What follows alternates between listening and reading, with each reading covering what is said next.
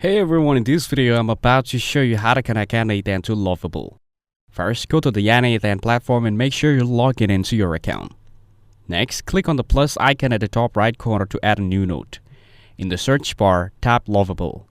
If you don't see it listed, search for HTTP instead. Click on the HTTP request node to use it for connecting to Lovable manually. Now choose the HTTP method you want to use, like GET, POST, DELETE, patch, or other, depending on what kind of request you're making. Then open a new browser tab and go to the Lovable website. Copy the URL for the specific API endpoint you want to use.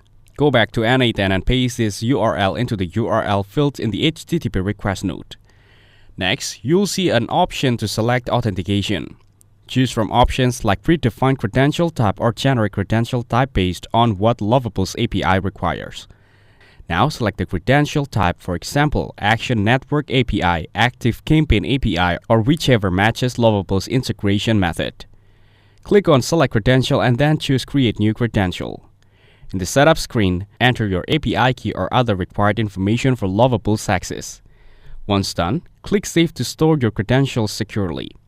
Then turn on the toggles for Send Query Parameters, Send Headers, and Send Body depending on what the API call requires.